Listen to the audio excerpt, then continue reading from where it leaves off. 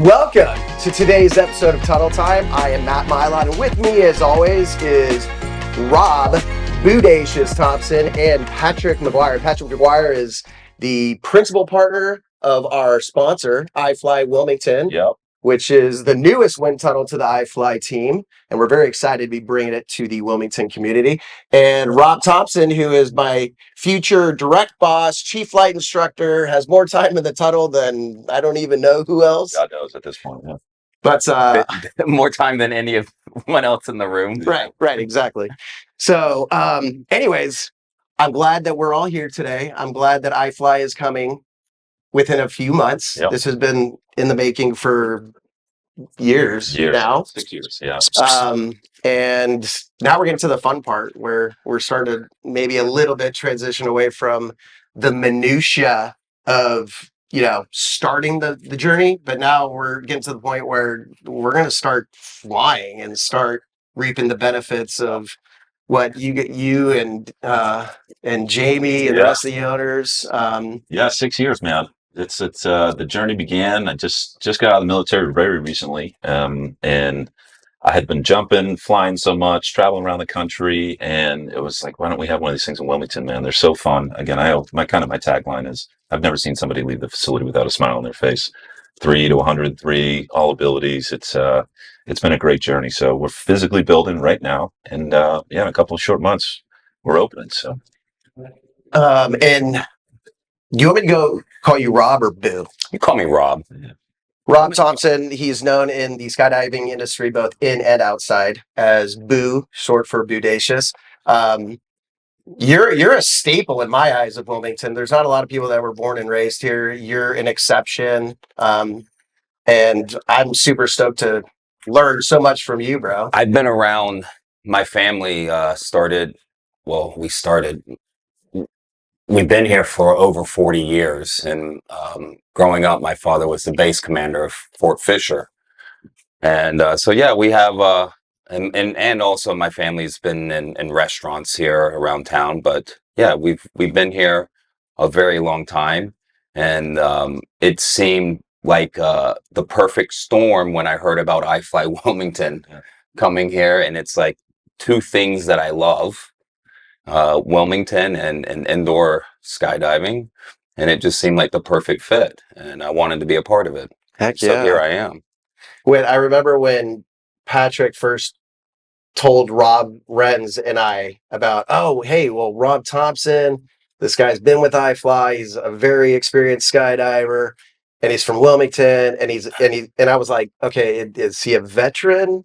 And I was like, there's no way this like iFly icon in my eyes literally lives right here in this coastal town, and it's not that big. That's something else I want to touch on. Like most iFlies that I've seen, I've only been to one in SFA, and my wife did better in the wind tunnel than I did, but that's a different story.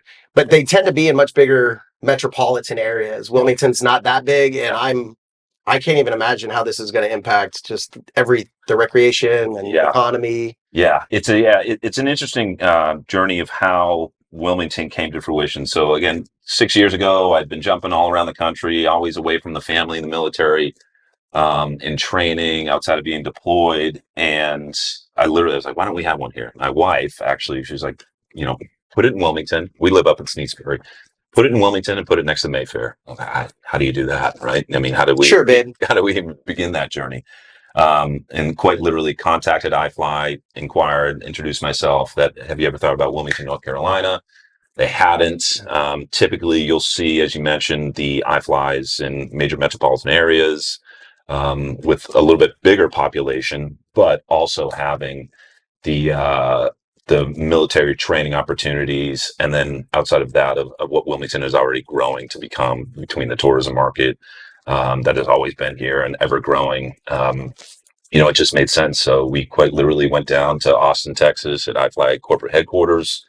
My partner, George Jameson, and we had to present, and, really you have to sell your case that why is Wilmington the right next location for iFly. But we took a look at it. We looked at the numbers and everything that comes with building one of these just to get the doors open, and it made sense. So, very fortunate. And then Rob comes into play as we get introduced through a network, professional network of skydivers. And, he's, hey, I've always wanted to open one here, and amongst a number of other locations that he's worked at. Again, it's kind of the perfect storm that came to fruition. Yeah. So we couldn't be happier, man.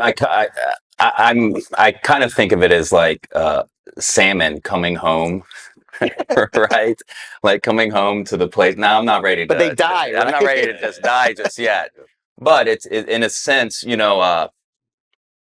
there's a quote by T.S. Eliot. He says, "We shall not cease from exploration, and at the end of our explorations, we will return to the place where it all began and know the place for the first time."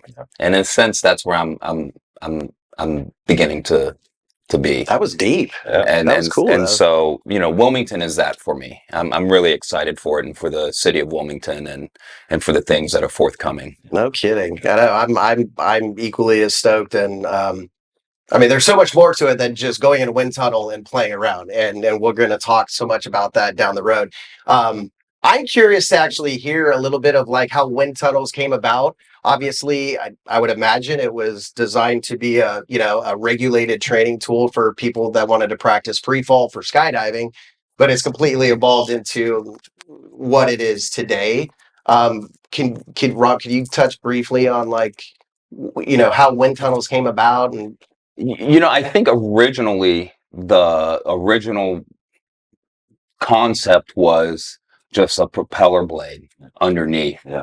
And then there was, if I'm not mistaken, there was a group near Canada, maybe a Canadian bunch, and maybe an American or a Canadian. But the gentleman came up with the concept of a recirculating wind tunnel. And which is what iFly Wilmington is going to be. That means that the air travels inside of a building continuously, and that's what really gives it a lot more power than just an open air wind tunnel. And so originally the first two wind tunnels was the one in Las Vegas. What I mean is like wind tunnels for public use. Yeah. The one in Las Vegas Really? and the one in Pigeon Forge in Tennessee. And I didn't even know there was one in Pigeon Forge. it's still there, and actually some other guys are gonna take over that thing and rebrand it, and they're doing some pretty cool things out there. But those were the original two that were here and in the States, and then from there it morphed into what you have as far as the iFlies, and then there's a lot of European competitors, but in America, right now it's just American technology in America. Yeah. The first iFly was open in Orlando in 1998. So 36 years ago. Is that right? Did I get that right? 26 years ago. Yeah. And again, they've never closed one.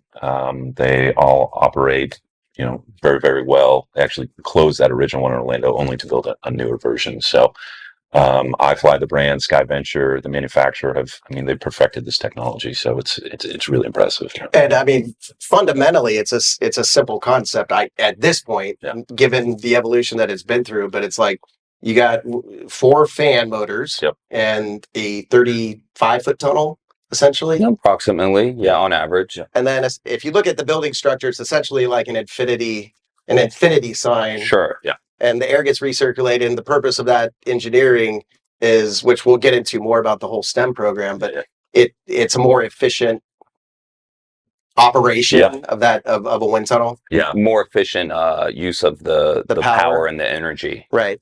Yeah, which is ultimately the biggest draw, right? I mean, you can imagine how much electricity it takes to. There's the 4 fans. People think they're underneath. Actually, they're on the top of the building, right? So there's 4 next to each other, and the air recirculates all the way through the bottom, and you actually float in the center on that. Yeah, because if we lose power, you'd get chopped up if they're on the bottom. No, Matt, no. No, they're offset. So those fans are actually offset, and never would you or any guest or any instructor or any personnel come in contact to them in the system. See, I'm excited to learn about the physical framework of like this, how the safety measures, and because most people probably have that question. It's like, well, what happens when the power goes out? You just fall from the sky? And well, since you ask, I've actually been in the wind tunnel when the power has gone out, and it's sort of once the air starts going through, and let's say the air comes in and you're in the center, and all of a sudden the power cuts, it bleeds out. So it slowly brings you back down. Right. It's not like a stop. No. Right. It's just a gradual decrease of. You can think of it as, what happens when the air is moving that fast under that pressure. It begins, the physical properties of air, of a gas, begin to function like liquid. So imagine you're floating on a pool of water, right, and it slowly wants to ebb its flow outwardly until you get down to the net. Yeah.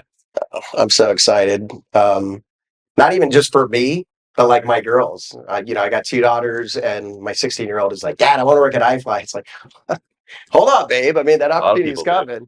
And I didn't even know this until I became part of the iFly team, but a huge part of our business model is the STEM experience. Yeah. Mm-hmm. Yep. And go into detail about that, because from just strictly from a customer standpoint, and then Rob, who's been doing it for a number of years too. So top STEM program, science, technology, engineering, and math program in the United States.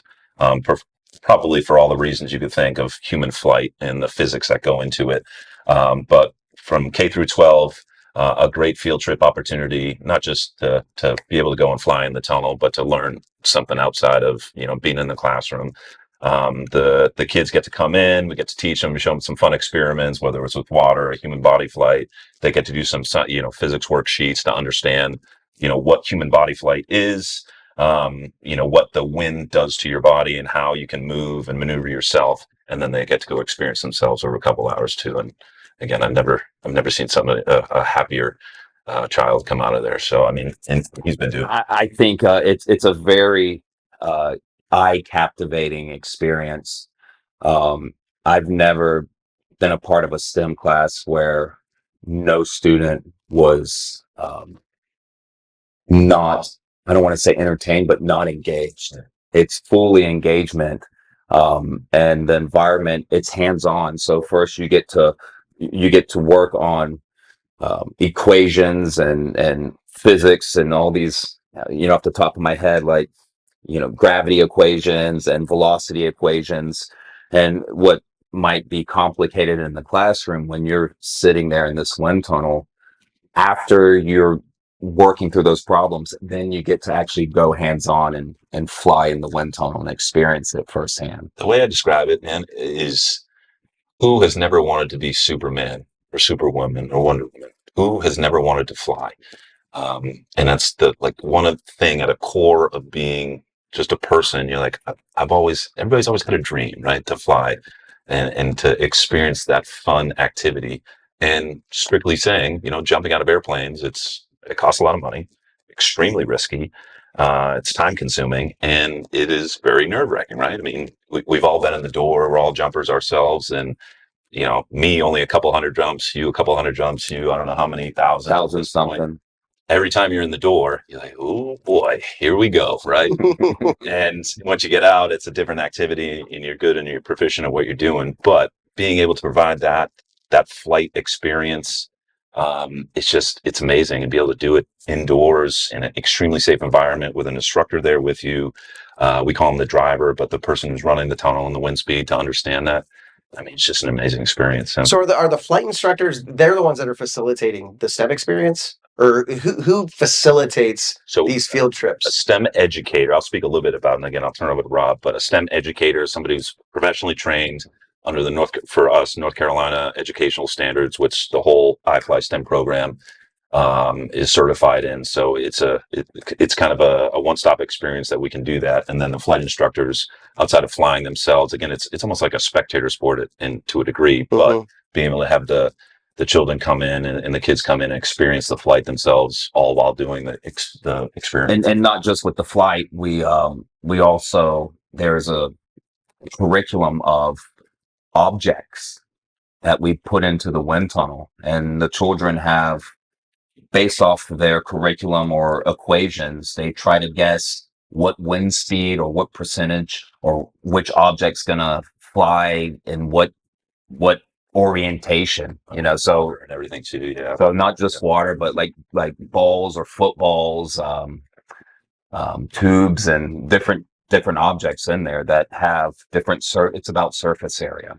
And so throwing that also into the equation and visually seeing it and applying it is a pretty cool part of the STEM program. I think that's what makes it number one is. Yeah, totally. Because I mean, like I said, when I first learned about wind tunnels, I mean, in a very simple outside perspective, it's like you go in there and you float around, and it's like, wait a second, time for a promo code. Hit that promo code right here. You see it? Got it? Coming to you from our sponsor at iFlyWilmington.com. Anywho, what were we talking about? We were talking about the STEM program. STEM. I'm very excited about. So, do we, like the older kids? Do they like get a more advanced academic experience, like where they get into like the engineering of the building, or I don't know. Different levels. So between the K through 12 and as you go up there, different levels of different programs. And I could probably say, I don't know if it's K through 5 and 5 through 8. And then, I think you could kind of fairly say like, you know, it's based off their curriculum. Like the K through 5 aren't doing physics, right? But they have science, and there are some things in their science curriculum that apply to this. And we match that with that based off of your grade year in school and what your curriculum is for that school district. And then just working with the educators and the school administrators to, you know, what do they want the children to get out outside of a fun experience? Right. I'm looking forward to like visiting my girls' schools down the road and having iFly stuff like in their halls, you know. Oh man, for field trips, for STEM experience, parties, employment, even, you know. Oh, I get the same thing with my daughter. I mean, my daughter's 9, about to turn 10.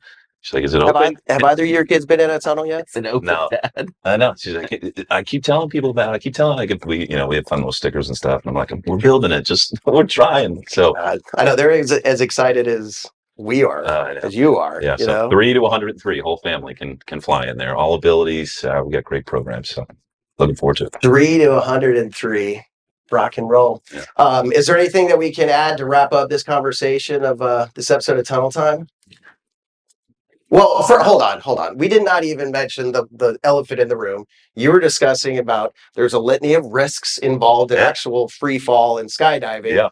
And Rob has a very funny looking elbow right now, and his arm was in a sling until he got in front of a camera. But you know, what so you know, inherently there are risks involved. People want to know, is this safe? Yeah. And inherently in all activities and all things that we do, there are inherent risks. However, the wind tunnel, we are able to mitigate and I'd say mitigate a lot of those risks involved.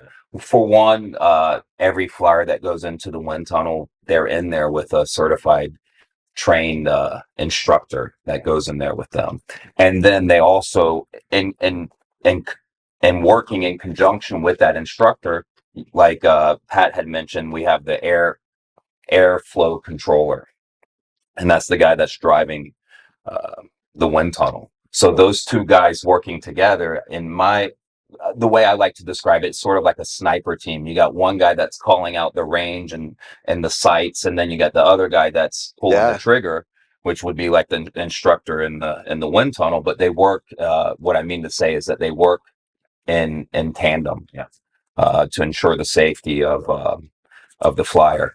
Now in the sky, you know, or even like driving in a car down the road, there's inherent risk. But the cool thing about the wind tunnel is that it's always 75 degrees and sunny inside. So if it's a rainy day outside, well, we're still flying inside no matter what, under those controlled environments and that safety control as well. Inherently, there are some risks involved, and but in large in part, it is a very safe and fun activity for the whole family to do, ages 3 and up. Fun. Rock and roll. Put my 5-year-old in there all day, so willing to do that. Please. Dude, that's going to be so awesome. And we're going to have full face helmets for kids, right? Yep, absolutely. That's huge. Yep. That's huge. Full face, open face. So sometimes you like to see the imprints, you know, kids flying in there on their cheeks, but sometimes you get full face. So we got all the gear. Come on out. Rock and roll. Well, it's time for us to get back in the tunnel. So that means tunnel time is over. But until next time, please go to our sponsor's website, iFlyWilmington.com. Book your time in the tunnel. Get out there, have fun, be the mom of the year, be the boss of the year, be the flyer of the year, and we'll see you next time.